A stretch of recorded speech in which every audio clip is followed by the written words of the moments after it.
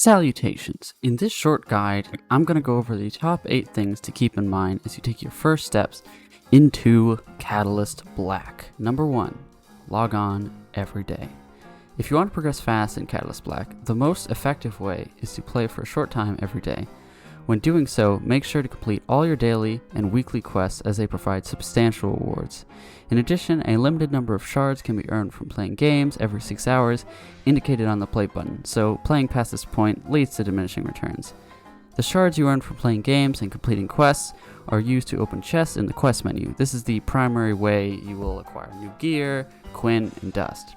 While grinding for many hours can be fun, keep in mind once you are no longer completing quests or earning shards, you are making no progress towards new and better gear. Number 2. Don't blow your resources. Quint, dust, and even marks are all acquired slowly over time. There is not enough quint to buy every item in the shop, nor enough dust to max out every piece of gear you acquire. Unless you are willing to reach into your wallet, you will have to pick and choose, at least in the short term. With that said, you will, in a few short weeks, have enough to put together some decent builds. You will quickly acquire a bunch of new and exciting items. The first course of action should be to experiment and find which items and builds you enjoy using.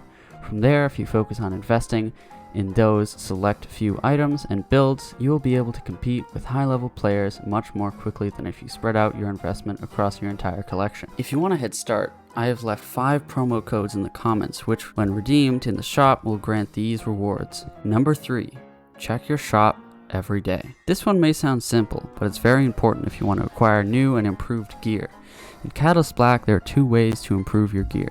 Number 1 is using dust to increase its level. This improves the stats of the item. The second way is by infusing your gear. This is done by taking duplicate items you already have and just smashing them together. This unlocks new perks, special abilities, and generally makes an item stronger. Because of the large number of duplicates required to infuse gear, you will not have enough to get every item to high level. Therefore, it is important to experiment to find a few items you enjoy using. This is where the Quint shop comes in. Once you know what items you want, it's important to log on frequently to maximize the chances of getting your favorite stuff. This is also good advice for getting the new gear you don't have. And remember, the shop resets every 6 hours, so hop on throughout the day to see if there's the gear you want. Number 4, utilize banners.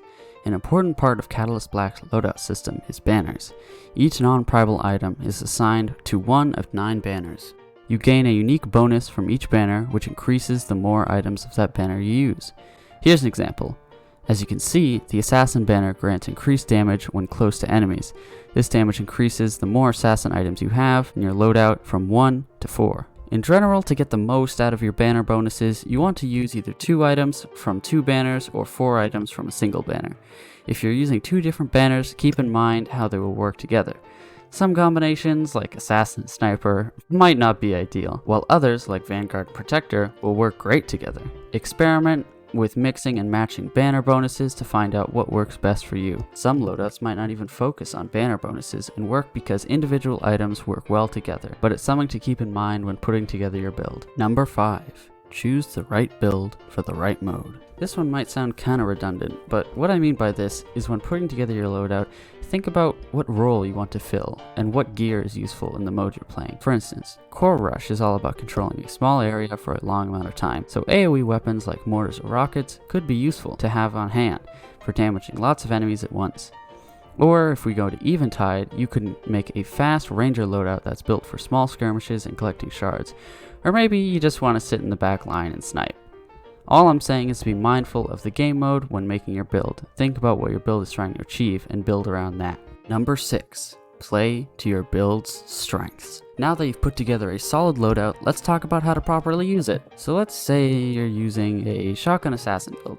The goal of your loadout is to be able to win any close range encounter and burst enemies down within seconds. I mean, the obvious weakness is you can't fight long range, so you want to be able to be close to your targets for maximum effectiveness. Now, with this type of build, you could use some kind of movement ability to close the gap between you and the opponents quickly, but ideally, you want to play in tight spaces with lots of bushes and in range of people to pounce on. The reverse might be true of a sniper build. A support build might want to stick with your teammates to provide the maximum value. Keep in mind what your unique build is best suited to, and you will have a distinct advantage over your opponents. Number 7. How to use primals effectively. Primals are a very unique part of Catalyst Black's gameplay, so it's important to understand how they work. You charge up primal energy over time. This can be sped up by collecting primal pickups and shooting enemies. Since primals can take a long time to acquire, it is important to use them at the correct time. Most game modes in Catalyst Black are won by completing objectives rather than slaying enemies, although that does help. Therefore, it is often best to save your primal for important moments like events in Eventide or the Alpha Keeper in Core Rush. On the flip side, anytime your primal is fully charged, you can't be progressing towards the next use, so don't sit on your primal the entire match. Different primals can be more or less effective in different situations as well. Torton is great for securing major stationary objectives, while Nock is ideal for chasing down important enemies. You may want to choose and use different primals depending on the game mode and situation. In addition, primals can be used as a last-second get-out-of-jail-free card. You can use primals right up until the moment of your death, so if you're in a sticky situation, a perfectly timed primal use can save you and surprise your enemies who expected you to be on the verge of death. Number 8. Pickups are important. An extremely important aspect of Catalyst Black's gameplay is primal and heavy pickups.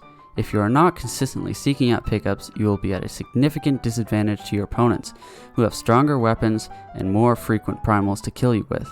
Pickups aren't always just laying around either. The monsters which populate the map drop primal energy or heavy ammo when killed. The red heavy ammo pickups provide ammunition for your heavy weapon, which is significantly more potent than your primary counterparts. Don't be afraid to use your heavy weapon frequently.